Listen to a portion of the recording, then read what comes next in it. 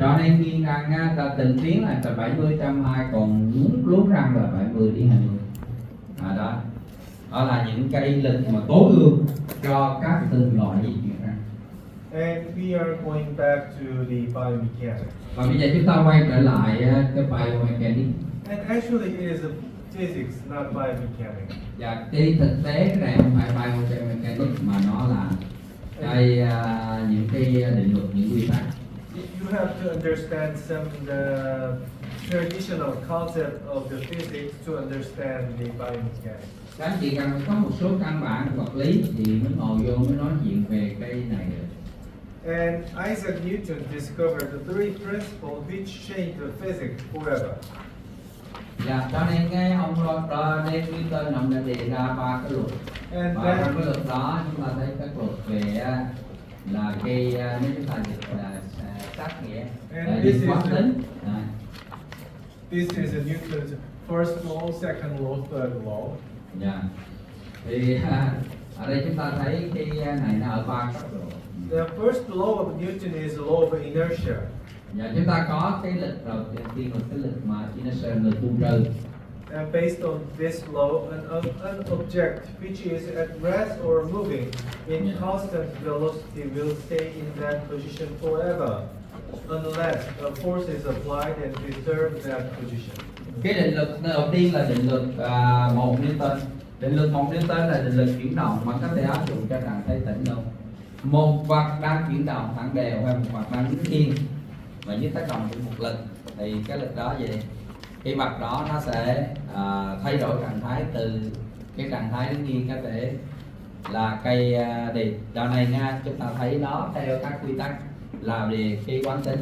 Một vật mà đang chuyển động thẳng đều hay là đang đứng yên, nó sẽ đứng yên hay là nó chuyển động thẳng đều mãi mãi nếu không có lực tác động vào.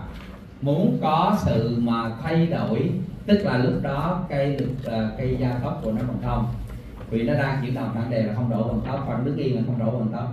Chúng ta muốn đổi đó là phải kích hoạt cái lực ngược, chúng ta thay đổi vô là nó sẽ thay đổi cái sự chuyển động, có thể từ trạng thái đứng yên nó chuyển động hay là đang chuyển động với tốc độ thẳng đều, nó sẽ thay đổi để nó có gia tốc. Các chị thấy cái định luật nó là định luật 1 hay là quán tính. And the second law of Newton is the law of acceleration. Và cái định luật thứ hai là định luật gia tốc. And based on this law, if we apply a force to an object, we disturb the balance of the object and the object will accelerate in the direction of the force. Dạ, cho nên chúng ta tác một cái lực vào một cái vật thể, chúng ta làm mất cân bằng cái tình trạng cân bằng về lực đó và chúng ta có thể làm cho cái răng nó di chuyển. And third law of Newton is the law of action and reaction. Và định luật 3 của Newton là định luật action và reaction. I think the majority of people are familiar with this law. Dạ, tôi biết tôi thấy rằng là mấy mọi người đều rất quen thuộc với cái định luật này. And based on this law, if you apply a force to an object, the object will apply an opposite and equal force back, and that is a reaction. Dạ, cho nên khi chúng ta đặt một cái lực vào từ một cái vật thể thì chính cái vật đó nó cũng tác động vào người chúng ta một cái lực bằng y cái lực như vậy và chiều ngược lại. The size of an object plays an important role in regarding this action and reaction force. Dạ, cho nên chúng ta thấy là cái dấu rất quan trọng để nói về cái lực mà lực hay là phản lực, là lực tác động hay là phản tác động. For example, if a swimmer pushed the wall to move forward, he applied a force to the wall. Dạ, cho nên ví dụ như một người bơi lặn, họ đạp cái chân vào cái thành của cây thành của hồ bơi, đó là họ đang tác động lực vào hồ bơi. And the wall applies the opposite force to him. Cái thành nó cũng tác động là một cái lực vô cái chân của người. Cho nên đó là nó cuối cùng hai lực nó triệt tiêu. The amount of force that the wall applied to the swimmer allows the swimmer to go fast forward. Yeah. Thì chúng ta thấy những cái động tác này của cái người vận động viên bơi lội, nó giúp cho cái người vận động viên bơi lội có cái phép lợi thế khi đạp mạnh vô cái tường là cái tường rộng hào ra, But the force applied to the wall cannot move the wall as the force are equal, and the wall is big enough to Yes. influence by the force. Cho nên chúng ta thấy và cái lực này thì chúng ta lực nó vào thành đó nó bằng y cái lực này, cho nên là hai cái vật cái lực này nó triệt tiêu với nhau, cho nên cái thành nó không di chuyển là nhờ hai cái lực nó triệt tiêu. The important thing is action and reaction force are equal and opposite. Dạ. Cho nên là cái hai cái lực này là định luật 3 là đối lực và phản lực, là hai cái lực nó ngược chiều nhau và nó tác động cùng cái chỗ. Force itself is the same, but how they react to the force depends on their mass. Dạ, cho nên làm thế nào mà cho nên nó phản ứng với lại cái đây là nó tùy thuộc vào. If I apply a force here, Nếu tôi đặt cái lực ở đây, they will receive the same force. nếu tôi đặt lực ở đây là đặt cùng một cái lực. But the mass of this one, molar, and the canine is different, so they will react differently. Dạ, cho nên hai cái phản ứng lực thì như nhau, nhưng cái phản ứng của răng nanh và răng cối là nó khác nhau. Lực ngang nhau bởi vì nó tuân theo cái định lực mà theo như thầy giảng là lực và phản lực. And how about this one? Và còn cái như thế này thì sao? If I apply the same force here, Dạ, tôi đặt cùng một lực ở đây does the molar will react differently? thì cái răng cối nó có phản ứng lại khác thường không? Actually, molar react same because the force is the same. Dạ, thì chắc chắn là cái phản ứng là như nhau, bởi vì cái lực là đều như nhau ấy. Different is this mass. This Yeah. mass is different size, so this may react differently, but the molar will react the same way. Dạ, cho nên chúng ta thấy khi là chúng ta dùng hai cái lực như thế này, chúng ta mà dồn hết cả cái đống cái này lại chúng ta kéo thì cái phản lực nó khác, nhưng mà cái lực mà từ răng cối chỉ có một cái lực thôi thì nó sẽ cái đáp ứng của cái đó đối với điều trị nó khác. The first law of Newton is very important, and it is about the equilibrium or the balance.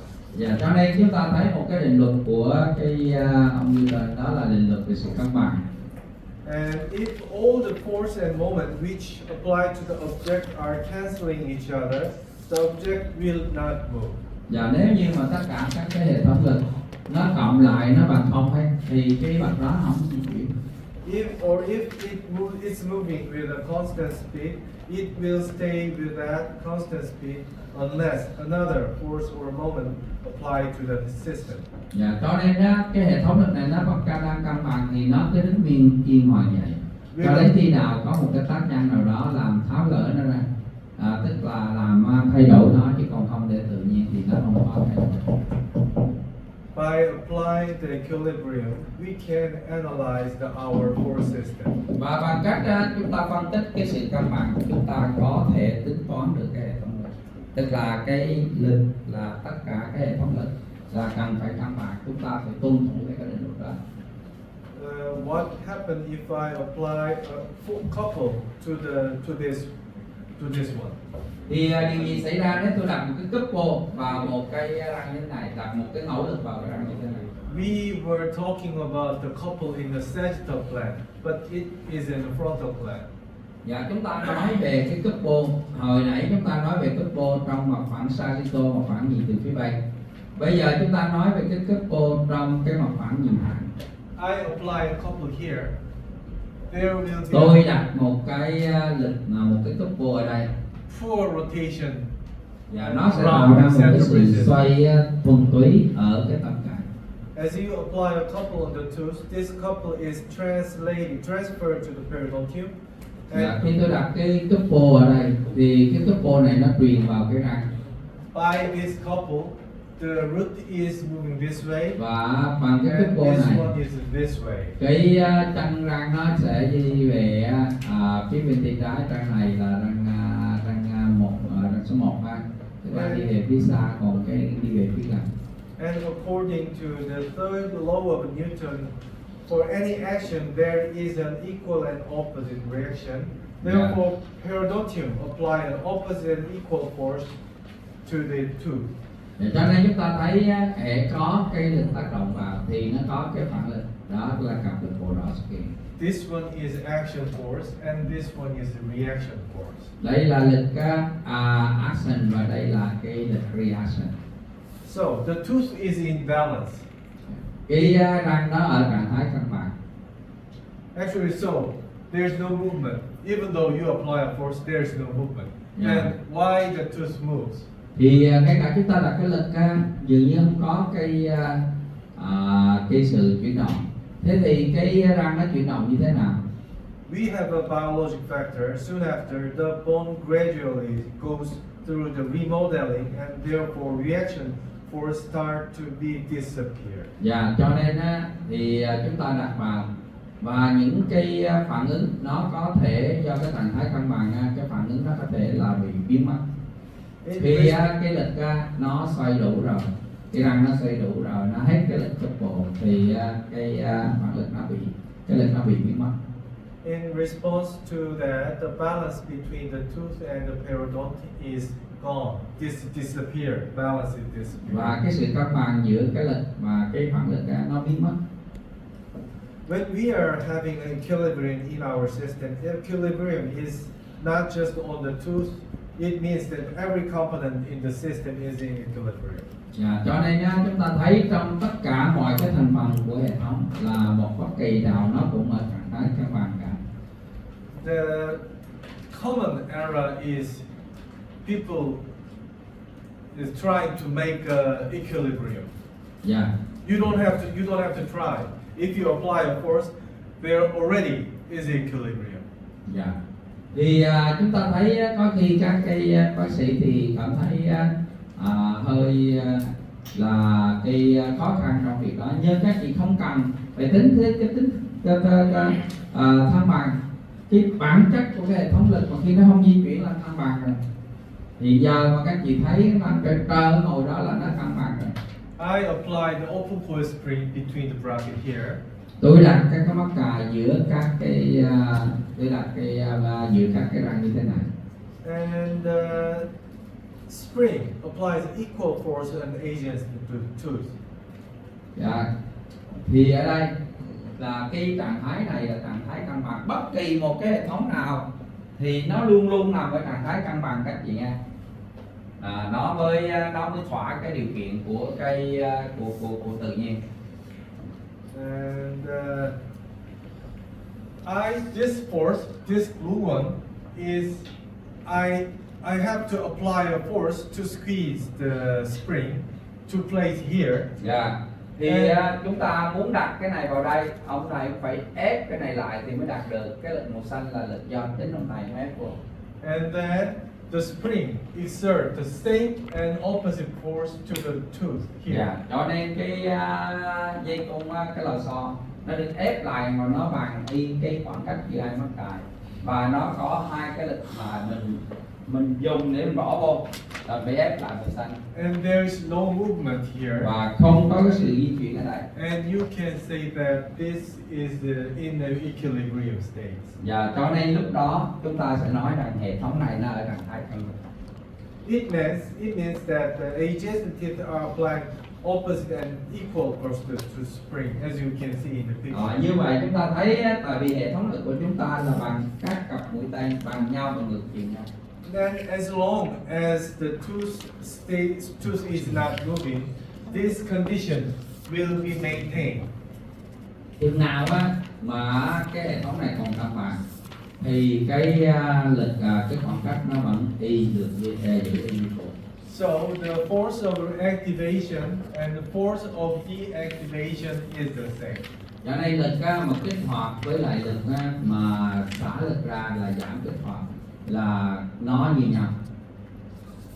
In orthodontics, we use wire to move tooth, and all the teeth in the system are connected each other with a wire. Dạ, trong chỉnh nha thì chúng ta dùng dây cung để di chuyển răng, và khi mà các dây cung đã tập hợp đủ thì chúng ta thấy là chúng ta có đủ cái dữ liệu về những cái trường hợp đó.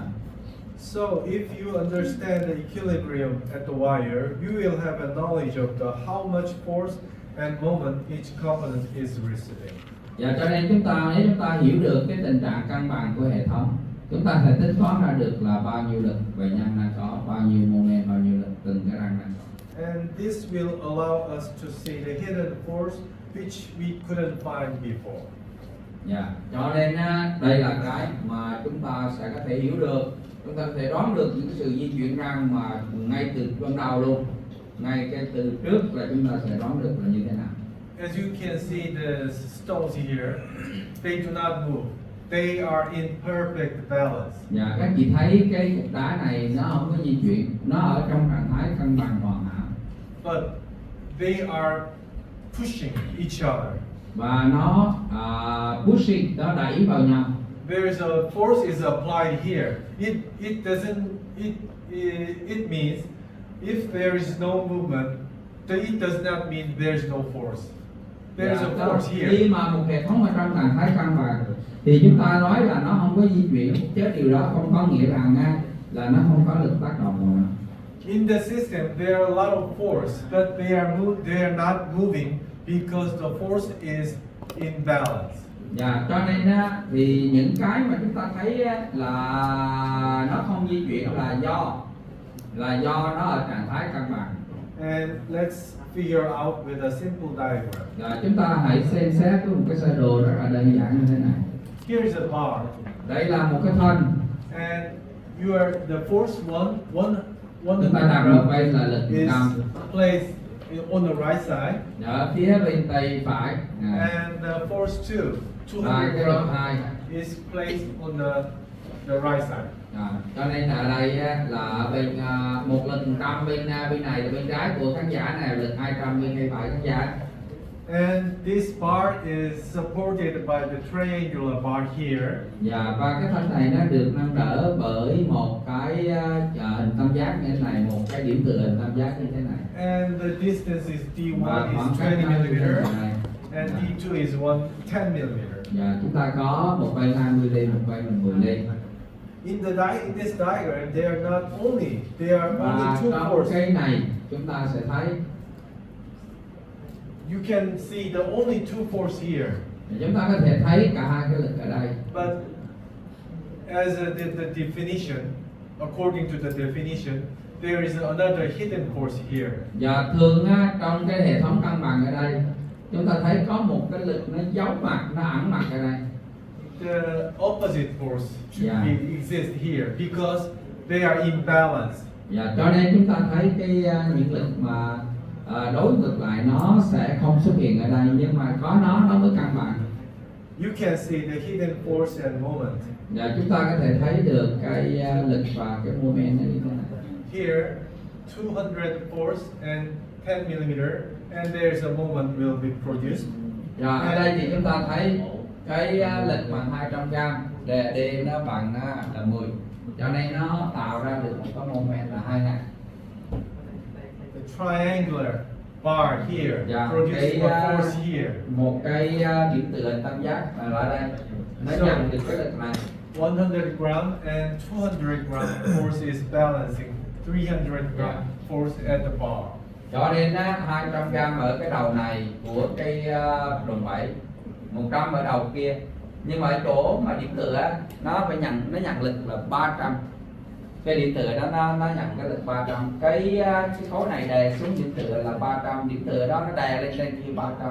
And there is a moment here. Và đây là cái moment. And there is a moment here. Và đây chúng ta có cái moment. 200 gram and 110 mm is 2000.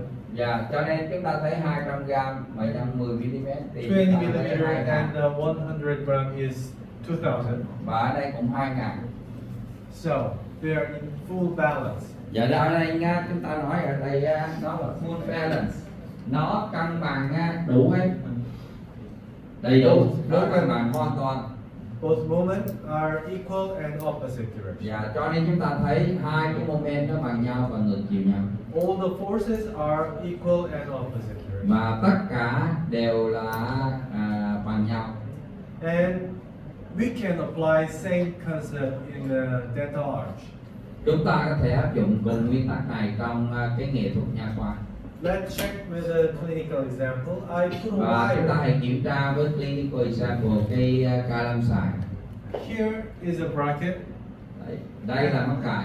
Here is just the lingual button here. Và đây là cái lingual button. I apply a wire to the canine. Và chúng ta đặt cái lịch vào răng nanh. You know that Các bạn biết rằng the canine will be forced to be extruded.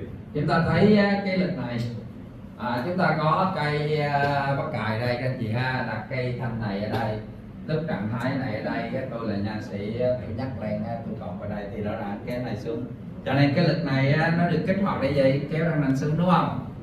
But for now, before the tooth movement, Nhưng mà trước khi cái di chuyển này there is no movement, và không có di chuyển hết, and there is the balancing force. nó đã có trước khi cái sự di chuyển, cái tích tắc của sự di chuyển xảy ra là hệ thống lực của tôi nó cân bằng. Intuitively, you know that there is extrusion force. Yeah. How about the other force? Thì các chị một cách là linh cảm trực giác, không cần lý luận gì hết, các chị kêu là đây, nó ở đây, tôi nhắc lên tôi cột ở đây thì nó sẽ trồi xuống. Thế còn những lực khác ở đâu? So Ta có cái lực trồi. let's just start Và all chúng ta over sẽ bắt again. đầu ở đây. Đây là cây mắc cài và có một cái thanh thép đã ở trạng thái đó. This time, do not see the tooth. Only concentrate on the wire here. Cho nên trong lúc này các chị đừng có nghĩ nhìn tới răng, chúng ta chỉ nhìn tới cái dây thôi, đừng có nhìn ra răng. At this state, Ở trong giai đoạn này, trong trạng thái này, there is no movement. không có sự di chuyển gì hết. So this state is equilibrium. Cho nên cái trạng thái của sợi dây là cân bằng, không có sự di chuyển là cân bằng. So the force and moment are zero in here. Cho nên lực và moment là zero. Nếu như chúng ta có cái thanh này ở trạng thái đó là zero về lực, F bằng zero, moment bằng zero. And I engaged Và the tôi wire to the tooth. tôi gài cái dây nó vào trong cái răng, tức là tôi kéo đây để tôi cột vô cây răng này. There is no biological reaction yet, so Bây there is giờ nó no chưa movement. có cái phản ứng sinh học ấy, cứ nghĩ là mới cột lên thôi. And this is equilibrium. Thì lúc này nó đang ở trạng thái cân bằng. Vào cái thời khắc ta kéo lên nó cân bằng. That is the definition of equilibrium. Cái sự định nghĩa cân bằng là vậy. Định nghĩa cân bằng là cái trạng thái mà không chưa có di chuyển. Chúng ta cứ tưởng tượng là khi chúng ta bác lần này chưa thay đổi gì ở trong các tế bào để cho nó ra nó bị trẻ đi á, giống như sáng nay mình lằng nhằng vậy đó, thì chúng ta thấy nó đang ở trạng thái cân bằng. I forced the wire Dạ. to be engaged here. Dạ. Cho nên muốn từ cái dây màu xanh mà lên đây thì có phải người nha sĩ phải dùng cái lực theo kiểu này mới đưa lên được đâu, đúng không mấy chị? Dạ. So in the wire, Cho nên cái dây in the wire, there should be a balancing force here. Yeah. There is an upside force, so there should be another force here. dạ.